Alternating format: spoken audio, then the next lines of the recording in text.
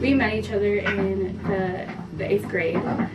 I had just moved schools from Kalispell to Columbia Falls. Jace was born and raised in Columbia Falls, and moving to school was not easy for me. It's something I really didn't want to do. I really didn't want to leave all my friends. I actually kind of made it really hard on my parents at first. But I met Jace and we started dating, and then, typical kind of junior high relationship. And then we ended up breaking up for a month that summer, and then getting back together our freshman year of high school. And we went to homecoming, we did all that kind of stuff. You were into sports, I was in volleyball, all was good. We continued with that relationship for the next year.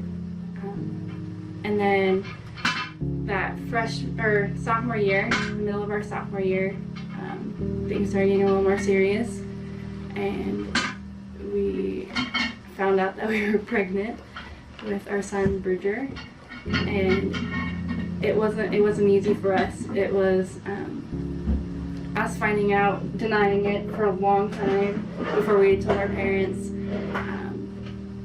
We tried everything we could prior to our parents to take the steps on our own, and then it wasn't going away.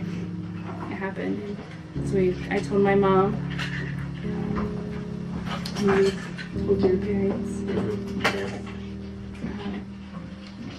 I remember going home. We had tried multiple tests before we told our parents, and the first one was actually negative, and but we took it wrong. And then every single one after that was positive, and hoping it'd be negative. And then my mom's like, okay, like let's take a pregnancy test. How did that? Well, I worked in Folsom and commuted back and forth. She sent me a text saying she wished she was the person she was a year prior, and it just struck me kind of odd and funny, and so I thought I'd be funny towards it back, considering her father and I had talked to her about going on birth control that summer prior, just because we know what it's like to be teenagers. Jason and her had already been together for 2 years, and we just wanted to take the precautions. Well, Katie was very, very against that whole idea. I'm a virgin, I'm not, I'm everything. And I was like, okay. So when she sent that text that day, I responded, well, are you still a virgin? Expecting to get kind of like a butt chewing over a text message. And she's like, no. And I had taken a deep breath. I'm sitting at my desk and I'm like, okay. And then I text back, well, do you think you're pregnant? And I get back, yes. And I'm like, oh, I guess I'll be stopping by the grocery store on my way home tonight. I'm Adam Rosendale. I'm the representative of House District 51, and this is why I support the Personhood Bill. Hi, my name is Vicki Sully, and I was in my early 20s and had 3 abortions. I got pregnant 3 times. I just got through with the divorce and had 2 children and had a drug problem and worked. And I just couldn't see myself bringing another child into the world when I couldn't support the ones that I already had.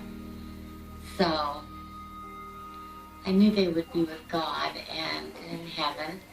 And that's kind of the story that I believe and or did believe. And when I went to the abortion clinic, they just pretended it was a cell. Nobody ever talked to me about adoption or another way out. It was just, well, let's just go get rid of this thing and you're gonna be fine. And it doesn't even have a heartbeat. So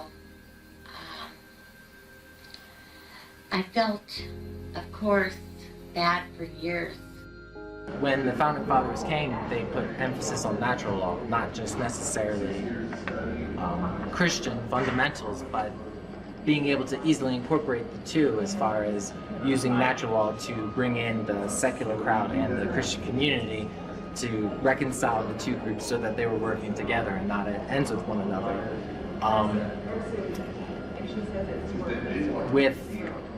Regardless of what society you belong to, the secular society or Christian society, natural law should be able to persuade you towards what the founding fathers set as far as guidelines to our country. The one being, so life, liberty, and pursuit of happiness. How does this bring, I mean, obviously to a Christian people would bring them in, but even to the secular crowd it would bring them in, because even in the secular crowd it's easy to think that we came with the, not necessarily the promise, but the starting premise that the individual is held higher than the state. So you as an individual will always be more important than the group, because without you there is no group. So you as an individual have specifically the rights to life, liberty, and pursuit of happiness. That's good for anybody. It doesn't matter who you are or where you are. The only people who would despise that are people who are looking to take away those specific things from you because I don't know what sort of greed or jealousy or vindictive nature you have going inside of you, but it is not how the rest of us hope the world to be. I'm sorry, it's just how we function. And so when you go to a secular society that might not necessarily have the same principles of hope that you would find in the Christian culture, but to still approach them with, hey, you as an individual are important and you deserve the right to live, you deserve the right to freedom, and you deserve the right to be able to prosper, having things in which you own that nobody can take away from you. As long as you're not taking any of those things away from other individuals, you have the right to access those and to use it for your growth and to develop you, the thought of you as the individual deserving all those rights. I mean, that's why the rest of the world tries to come to America. Even though the rest of the world might not be Christians, they understand that those guiding principles set us apart from anybody else. I'm Stephanie Evans. I'm Katie Presnell's mother. I'm Katie Presnell. I'm Jace Fagerlin. I knew what I wanted and I knew what I should do, but I didn't want that to be the answer. And I wanted things to go away. I wanted things to go back to normal. And like I've learned that like that's a lie. Like for things to go back to normal, no matter what you do, they're not going to go back to normal. Like things aren't going to go back to normal, no matter how much you want them to. And we take the baby's destiny away. Like everybody has a destiny on this earth, something to accomplish. But when you abort the baby, you take away that child's destiny. It's always been a hard struggle for me because I know that I have 3 children out there that I actually took their lives, and life is so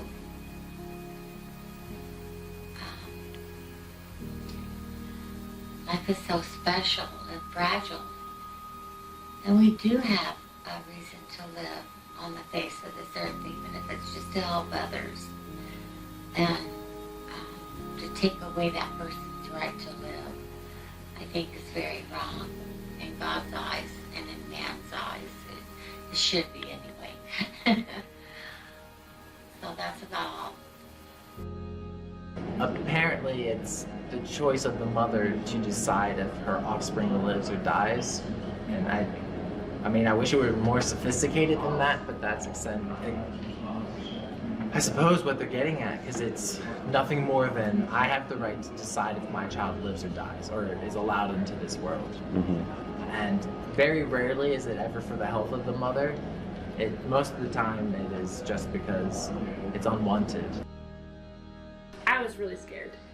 Like out of anything, I was just scared. I thought my life was over, that it's just, and then like the statistics and everything that like when people like place on you when you get pregnant, that was just like overflowing on me. And I felt like it was the end of No, go put that. it was the end of the world. No. And Go put that. Yeah, it definitely felt like there's no future for us. We don't know what to do.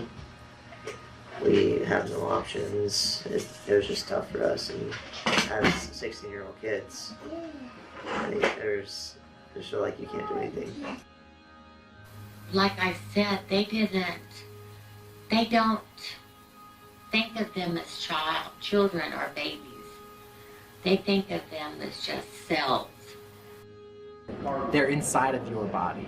Another individual has their own body, and although they're depending on you, and I don't think you should let them down by aborting them, that it's not like it's a liver or other parts of your body. It's another human being who is counting on you for your help so that one day it can exit your body and be with the rest of us. It's not going to be in there forever, and I would just hope that you consider that very strongly. they showed me, like, they tried hiding. She had a picture of him, and they tried hiding it. And I remember my stepmom asking if we could see it, and 'cause they don't show you, like, they weren't gonna show me that. And my mom, she asked it, and like the girl actually, the doctor actually looked at my mom and was like, "Can I?" or something like that, and looked at her, and I'm like, yeah, I want a copy. yeah, she's like, "I want a copy of it." And so they did. They ended up printing me off, and she was not happy that she had to print off. For those principles in which I said that they are vulnerable, but they are needy members of society, and they need more attention and resources than an average person would. And you respect it on one individual, like of the infants, all of a sudden, when the talk becomes about euthanasia, your principles still stay the same, but it's just another individual who is a vulnerable member of society, and the disabled or the elderly, we start talking about death panels because Affordable Care Act can't. We understand we don't have the resources to help everybody, so their next logical conclusion is start getting rid of people, and I think that's terrible. So I lived with regret all these years. I still live with regret. Even though I forgave myself and forgave the ones that did it to me, I still regret not having those children in my life and those children having their own lives. Well, I was definitely leaning towards abortion. My family and I were. We were trying to push Katie towards abortion. That's when she went to go check out a clinic. And we were almost about to do it, or Katie was. I was gone picking up my father from the airport. And thank God that she didn't do it. And she didn't feel like that this wasn't right. She'd rather have an adoption than an abortion. And thank God she did. So she called me later on that day and said, "I'm gonna have this baby." And I sort of knew that she was gonna do that because I knew what her morals were and everything. And she was just. I would say the biggest thing is that if you've never considered adoption to even be an outlet, I would pray that just for a moment, just think about it and go through the process and see what it can provide for you and do for you, because I want all people to live and have good lives, and I don't want that life to be snuffed out short, because it's a fellow brother or sister and they're going to bring something amazing to the world. So I don't. Let's have more adoption agencies and not abortion agencies. Abortion does not fix the problem. If I was back at that time, if I was my 16-year-old self or whatnot talking to us back in the day, I would say just try. Nothing can hurt. Just try. You'll be surprised how great the outcome is. It's amazing what little kids can change your lives for the better. It's crazy. It changed my life for sure. Mm-hmm.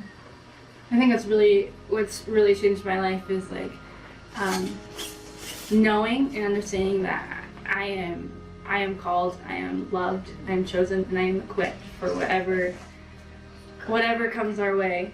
The Personhood Bill, as far as what it does for society, is it brings to light our vulnerable members of society, and it brings them to the priority in which we all cherish and get to live in every single day. And it's just acknowledging that all living people, it's a step at moving towards equalizing all living people as having the same rights, regardless of what condition or situation they're in.